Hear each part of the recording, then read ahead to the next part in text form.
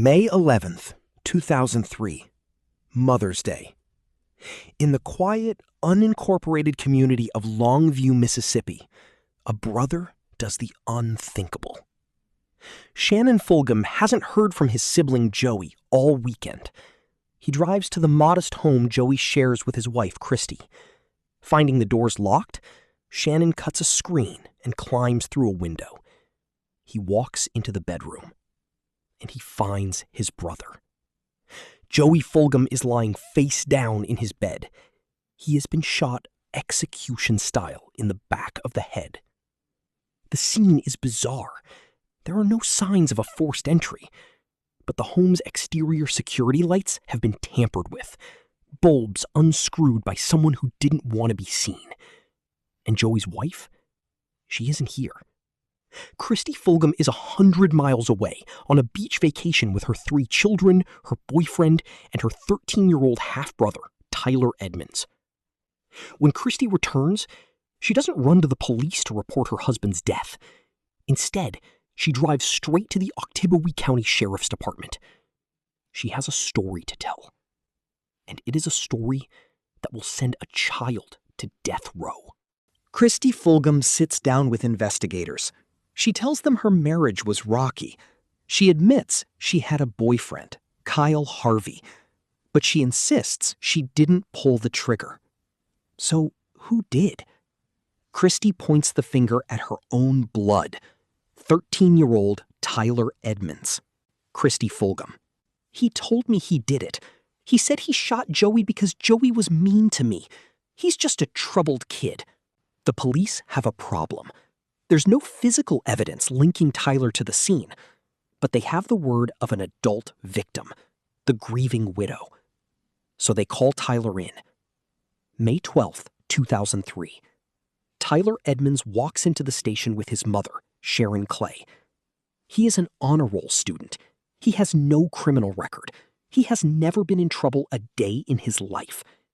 He is told they just want to ask him a few questions. Sharon Clay. You stay quiet, baby. You tell the truth. I'm right here. For 2 hours, Tyler sits with his mother. He denies everything. I didn't do it, he says. I don't know anything. He is telling the truth, because he didn't do it. But the investigators don't believe him. Or rather, they don't care. They want the confession Christy promised them. This is the moment the case turns from an investigation into a tragedy. Tyler's mother is forcibly removed from the room. The police later claimed they believed Mississippi law allowed it, but to a terrified 7th grader, it felt like an abduction. Tyler looks at the door where his mother just disappeared. I want my mom. He is alone, vulnerable, and the wolves are at the door. The detectives move in. They tell Tyler that his sister has already confessed. They say they have a written statement naming him as the killer. For a 13-year-old facing the full weight of the adult criminal justice system, the pressure is impossible to measure. But the police aren't finished. They play their trump card. They bring Christy Fulgham into the room. Tyler, I told them the truth. You need to tell them the truth too. He looks at his sister, the woman he trusted.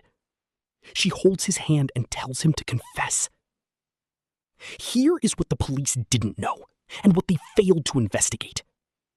Days earlier, before the interrogation, Christy had told Tyler a lie that would seal his fate. She told him that if she was convicted of murder, she would get the death penalty. But Tyler, he was 13. Christy assured him, nothing will happen to you. You're a kid. You'll just go to juvie for a few months. She offered up her little brother as a human shield. Tyler agrees to give a statement. He asks for a video camera. He wants to do it officially. He recites the story Christy has fed him. He says they held the rifle together, 2 hands on the trigger. He describes Christy's boyfriend, Kyle, as an innocent bystander, shielding her from the truth. He lies to save her life. He doesn't know that she is the one who just sold him out to save her own. Tyler recants the confession 3 days later. He tells his public defender the truth. "I was covering for my sister. She did it alone."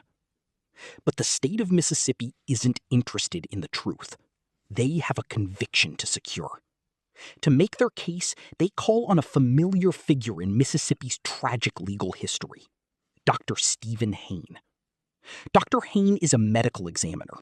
He testifies that the single gunshot wound to Joey Fulgham's head, specifically the lack of soot or stippling, proves that the gun was held at an odd angle, 6 to 8 inches away. He then offers an opinion that goes far beyond the limits of science. Dr. Hayne said, "In my expert opinion, the characteristics of this wound are consistent with 2 hands pulling the trigger simultaneously. It is far more likely that 2 people fired the weapon." 2 hands. He is validating Tyler's false confession. Later, Hayne's methods would be scrutinized, deemed junk science, and linked to multiple exonerations across Mississippi. But in 2004, his word is gospel. Tyler is tried as an adult. He is convicted of capital murder. The judge said, "Mr. Edmonds, I sentence you to life in prison." He is 13 years old. He is sent to the Mississippi State Penitentiary at Parchman Farm, one of the most notorious prisons in America, a place where grown men fear to walk the yard. And Tyler Edmonds is locked in a cell. Parchman was built on former plantation land. It is brutal. It is hot. To survive, inmates adopt the Parchman pace, a slow, deliberate walk so the guards don't think you're in a hurry to cause trouble. Tyler Edmonds is the youngest inmate there.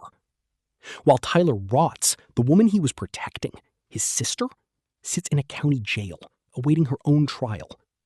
And remarkably, she is sticking to the story. She claims she is innocent. She says her little brother did it. She refuses to tell the truth, even as her family falls apart. In 2006, the system starts to crack. Christy Fulgham goes to trial. The evidence against her is overwhelming.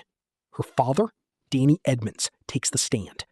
He testifies that weeks before the murder, Christy asked him for a gun.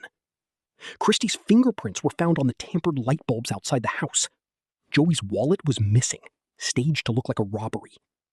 Despite Tyler's confessing to the crime, a jury looks at the evidence against Christy, the real evidence, and convicts her of capital murder.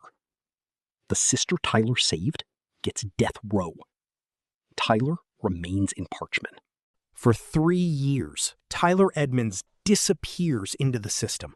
He's denied bail. He fights his appeal from a prison cell. But in 2007, the Mississippi Supreme Court finally looks at the case, and they are horrified. The testimony of Dr. Stephen Hayne regarding 2 people pulling the trigger was improper and without scientific basis. The trial court erred. The Supreme Court doesn't just find a minor error, they eviscerate the conviction. They ruled that the prosecution improperly excluded evidence that Christy had tried to buy a gun and that she was the sole beneficiary of Joey's life insurance. They set Tyler free. Less than an hour. That's how long it took a new jury, one that heard the real evidence without Stephen Hayne's lies, to say not guilty. He is 18. He has no driver's license. He has never been to high school prom. He lost his adolescence. But he is free. You would think the story ends with a check, a "sorry we ruined your life" payment from the state of Mississippi. But Mississippi doesn't make it that easy. Tyler sues for wrongful conviction. He wants compensation for the years he lost. The state fights back. They argue that Tyler shouldn't get a dime because he confessed. State attorney said, "Mr. Edmonds fabricated evidence. He told the police he did it. He cannot profit from his own lies." The legal battle rages for nearly a decade. The Mississippi Supreme Court eventually rules in his favor, stating that because Tyler's false confession was coerced by his sister and the police tactics, he did not fabricate evidence to bring about his own conviction. He is awarded $135,000. Do the math. For nearly 5 years in an adult prison for a capital crime, the state of Mississippi valued his lost freedom at roughly $75 a day. And his sister? Christy Fulgham remains in prison. She was initially sentenced to death, the very sentence she manipulated her little brother to avoid. In 2010, the Mississippi Supreme Court overturned her death sentence due to a technicality regarding a social worker's testimony, and she was resentenced to life without parole. She sits in a cell today. She has never publicly apologized to her brother for what she took from him. Tyler Edmonds. I was coerced by my sister. Dr. Phil. By your sister, but not by the police? Tyler Edmonds. No, not by the police. That admission is the most heartbreaking part of this story. The police didn't beat him. They didn't starve him. They just took his mother away. And they brought in the one person he trusted. They weaponized love. The case of Tyler Edmonds isn't just a story about a bad sister or a crooked forensic pathologist. It is a story about the fragility of adolescence. A 13-year-old boy's brain is not fully developed. He cannot process long-term consequences the way an adult can. When Christy told him, "You'll be fine, you're just a kid," his brain believed her. When the police took his mother, his survival instinct kicked in. Comply, confess, survive. He walked into that police station as a witness. He walked out as a convicted murderer. Today, Mississippi has made some efforts to prevent trying children as adults in such aggressive circumstances. But the lesson of Tyler Edmonds remains a stain on the state's justice system. Tyler eventually rebuilt his life. He married. He had children. He tries to forget the sound of the gates at Parchment slamming shut behind him.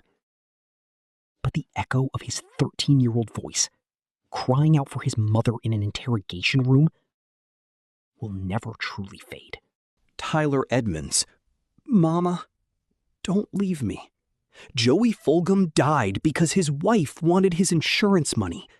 Tyler Edmonds almost died in prison because the system wanted an easy conviction. The truth was in the room the whole time. They just weren't listening to the child.